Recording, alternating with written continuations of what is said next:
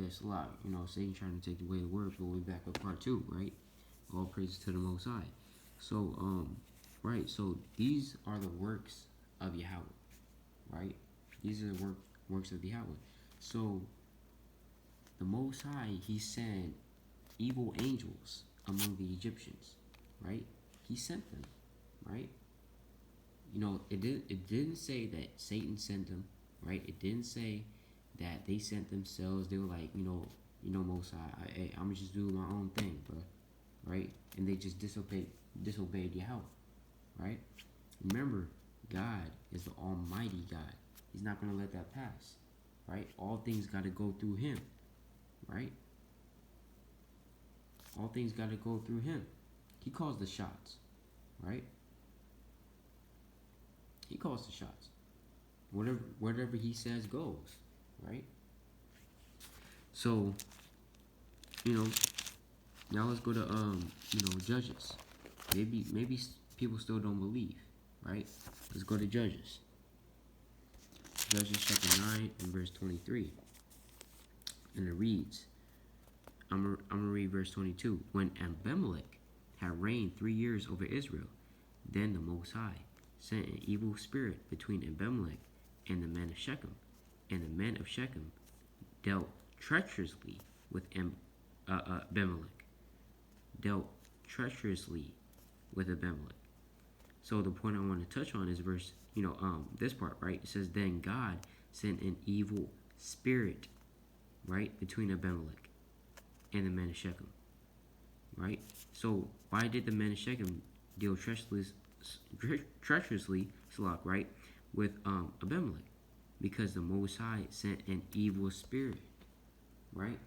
So this is in the King James Bible, right? This is in the King James Bible, right?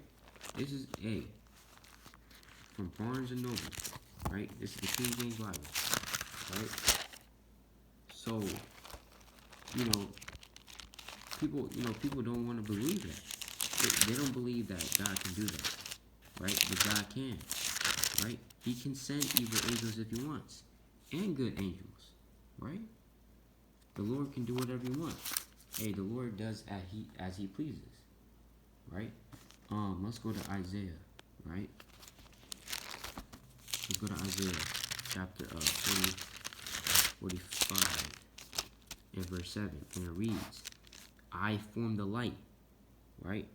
I form the light and create darkness. I make peace and create evil. So the Lord, He makes the good and He makes the bad. He does the good and He does the bad, right? I, Yahweh, I, the Lord, do all these things, right? He does all things, right? Whether it may seem evil in the eyes of us, right? It may seem bad in the eyes of us, but in the eyes of the Lord, it's righteous, it's good, right? Because man, we're on a carnal level. We got to get back in that spiritual level, right? Because all the works of Yahweh are righteous and are good, right? Even though it may not seem like that when we with our carnal eyes, or our carnal mind. Let's go to Amos, right? Amos chapter 3 and verse 7. I'll start at 6, right? And verse 6. Shall a trumpet be blown in the city, and the people not be afraid? Shall there be evil in a city, and the Lord have not done it? This is a rhetorical question. Rhetorical question meaning a question that's not necessarily meant to be answered, right? Either or, the answer is evidently clear, right? In this case, right, it's evidently clear that, that yes, right? The Lord, He has done it, right? And the Lord have not done it. So shall there be evil done in the city, right? Let's say a man robs a store. The Lord did that by sending the evil spirit on that man, a spirit of thievery, The Lord, He did that, right? And if you don't believe that, you're taking away from God's power. If you don't believe that God, first of all, if you don't believe that God can't do all things, then what kind of God is that? What kind of God do you serve if he can't do all things? If he's not omniscient and omnipotent, right? All knowing, all powerful. What kind of God is that? Second of all, you're erring because of the lack of unbelief in the scriptures. The scriptures literally say that the Lord does all things, right? So let's go to Job, right? If people still don't believe, right? If people still don't believe, you're not going to have any excuse after that, after this video, right? Let's go to Job chapter 2, verse 1. And it reads, "Again, there was a day when the sons of God came to present themselves before the Lord." So the sons of God in this case are the angels, right?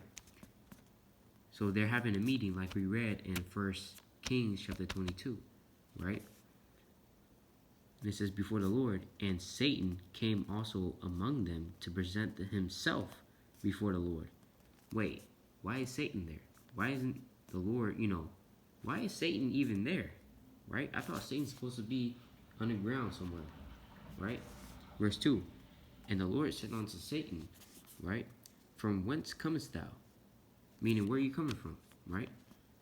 "And Satan answered the Lord and said, From going to and fro in the earth, and from walking up and down in it," right? So, Satan's just wreaking havoc on the earth, right?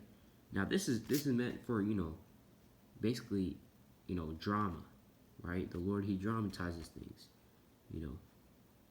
This is, the Lord, he knows all things. He's just doing it for, the edification's sake, right?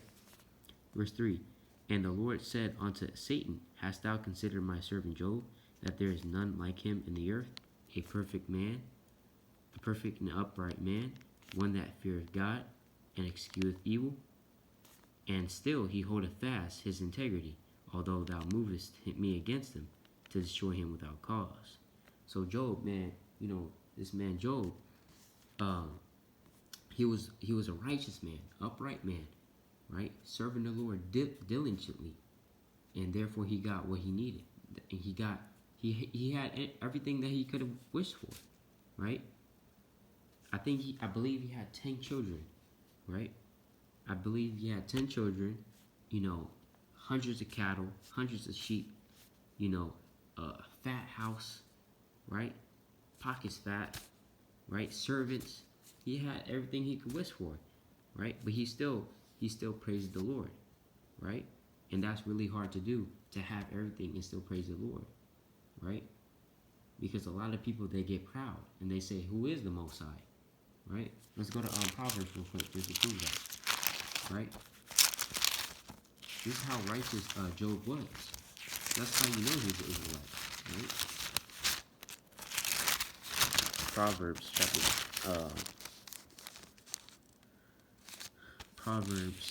chapter 31 and verse. Proverbs chapter 30 and verse.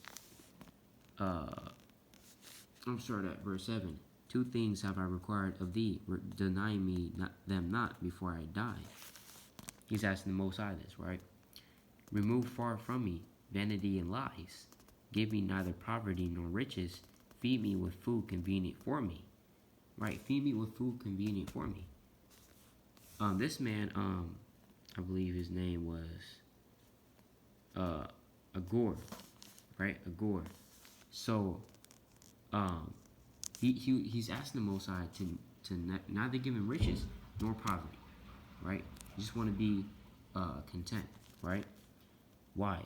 Verse 9, "Lest I be full and deny thee." Hey, Job, he was full, right? He had everything, right? He's the equivalent to a rich man today, right? That has everything, the car, the money, right? Job, he had a wife, right?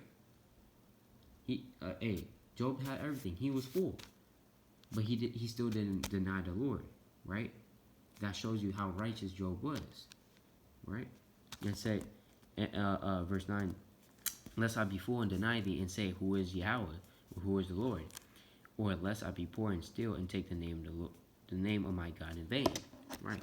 You don't want to do either of those things. You want to be content. right? But so we're in Job, right? So let's go back to Job. Job chapter 2 and Job chapter 2 and verse 4. So, that's what the Lord said, right, about Job. What did Satan say? And Satan answered the Lord and said, Skin for skin, yea, all that a man hath will he give for his life. But put forth thine hand now, and touch his bone and his flesh, and he will curse thee to thy face. So Satan, he's like, look, right? Satan's like, look, you put your spirit upon Job, you put your hand upon Job, right? You let him touch a little of that affliction, he's going to curse you to your face, right? That's what Satan's saying, right?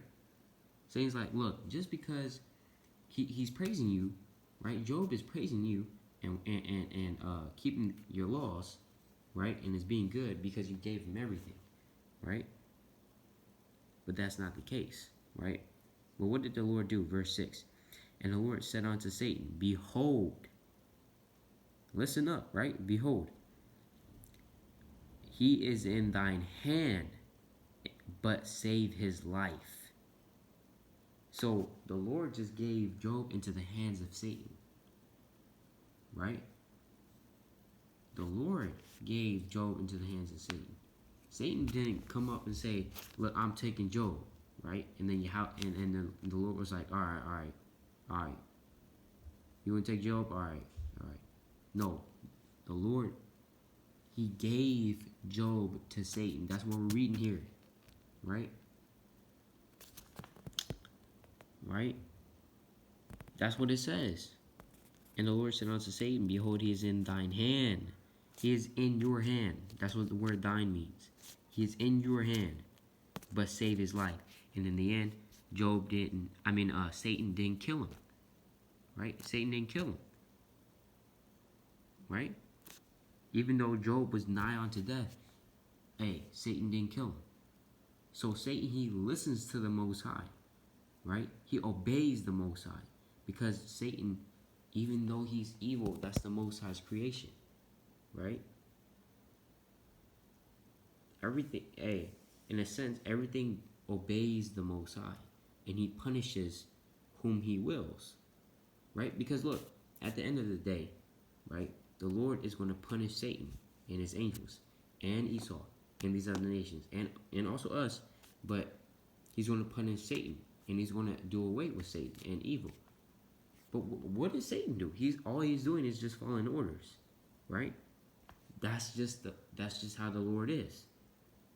The Lord, for example, the Lord, he uses other nations as a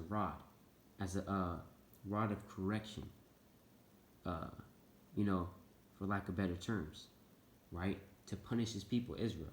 That's why we've gone into 7 captivities, even more, right? The Syrian, Babylonian, Greece, Rome, American, right? All these various captivities, the Lord uses these nations as his rod of correction. But at the end of the day, he still punishes those. He punishes those nations for what they done unto the nation of Israel. Why? All they're doing is just doing the Most High's will. Well, that's how the Most High rolls, right? That's how he rolls. Who are we to question the Most High, right? All of his works are good, right? So, I'm going to get 2 more precepts, right? So, now that we went over the spirits and the angels, right? You got to know also that the Israelites are called God, right? The Israelites are called Elohim, or Elohim, right? Let's go to Proverbs chapter 82. Proverbs chapter 82 and verse 6. I have said, ye are gods, and all of you are children of the Most High. We shall die like men and fall like one of the princes. So, the Most High is telling us, Israel, right, that we are gods. Now, this word for gods is Allahayim, or meaning powers, spirits, gods, right? It's the same thing. And so the angels in heaven, the spirits in heaven are called Allahayim or Elohim, right? So we're called Elohim, right? We're gods on the earth, right? We're the spirits too, right? But in this fleshly body, that's why we die, right? But with that, I like to give a hearty shalom and wat the water, Yahweh Bahashama Mashak Yahusha, right? Barakatah for watching, you all for watching this video and enduring, the water. Shalom.